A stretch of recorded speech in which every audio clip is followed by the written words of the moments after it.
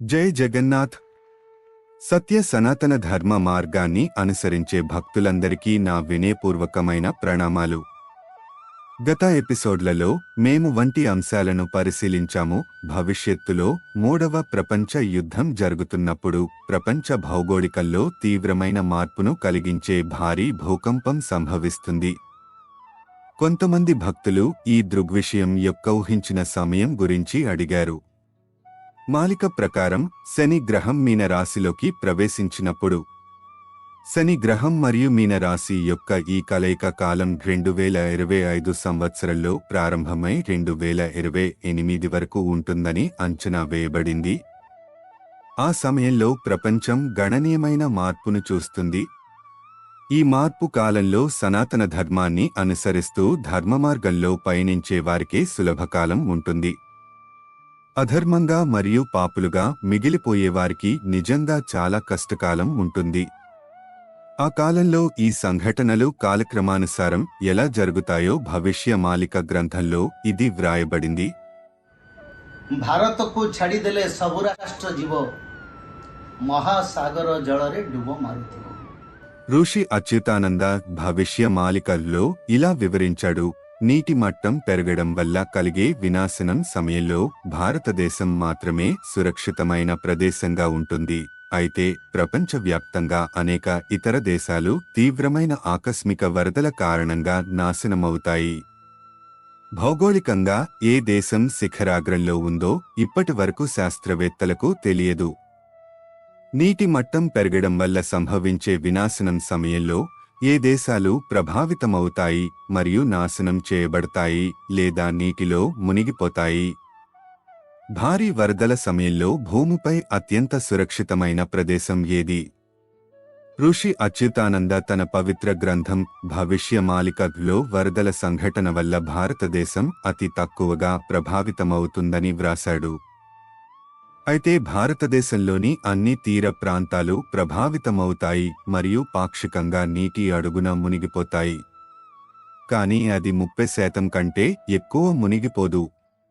కానీ ప్రపంచంలోని చాలా ఇతర దేశాలు USA, UK, German, Japan, China, France, Canada, Turkey, UAE, African మరియు అరేబియా దేశాలు ఈ దేశాల భూభాగంలో 70% కంటే ఎక్కువ అని కూడా వ్రాయబడింది.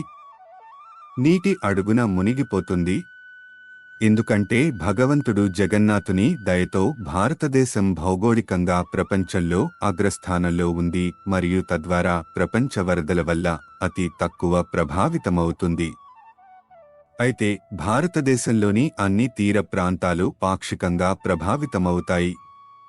భారతదేశంలో సముద్ర తీరం నుండి దాదాపు 300 నుండి 400 కిలోమీటర్లు వరకు తీర ప్రాంతాలు ప్రభావితమవుతాయి. ఇతర దేశాలలో 75% భూమి నీటిలో మునిగిపోయి చిన్న ద్వీపాలుగా మారనుంది. కొన్ని దేశాలు శాశ్వతంగా నీటిలో పూర్తిగా మునిగిపోతాయి. ఈ నేపథ్యంలో ప్రపంచంలోని తూర్పు ప్రాంతంలోని దేశాలన్నీ పూర్తిగా నీటిలో మునిగిపోతాయని మాలికలో రాశారు. అచ్యుతానంద మహర్షి భవిష్య మాలిక లో ఈ భవిష్యత్ కట్సీన్ల గురించి రాశారు. ఋషి అచ్యుతానంద కూడా వివరించాడు.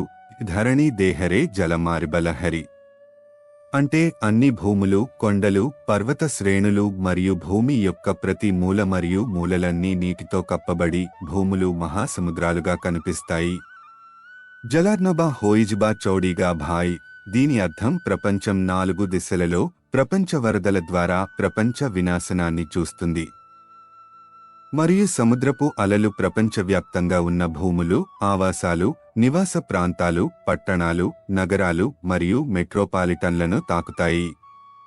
అయితే ఈ ప్రపంచ ఆకస్మిక వరదల వల్ల భారతదేశం సురక్షితంగా ఉంటుంది మరియు తక్కువ ప్రభావం చూపుతుంది. అచ్యుతానంద మహర్షి భవిష్య మాలికల్లో ఈ భవిష్యత్ సంఘటనల గురించి రాశారు. ప్రపంచవ్యాప్తంగా మూడవ ప్రపంచ యుద్ధం మరియు సైనిక సంఘర్షణలు 4 నుంచి 5 వరకు సంవత్సరాలు కొనసాగుతాయి మరియు సముద్రపు నీటి మట్టం పెరుగుదల కారణంగా ప్రపంచ వరదలు మరియు వినాశనం ఈ కాలంలోనే జరుగుతాయి. భూమి, నీరు, అగ్ని, గాలి మరియు అంతరిక్షం వంటి 5 మూలకాల ద్వారా సమీప భవిష్యత్తులో సంభవించే ఇతర విభిన్న రకాల విధ్వంసం ఏమిటి? దీని గురించి తదుపరి ఎపిసోడ్లలో మీకు తెలియజేస్తాను. జై జగన్నాథ్.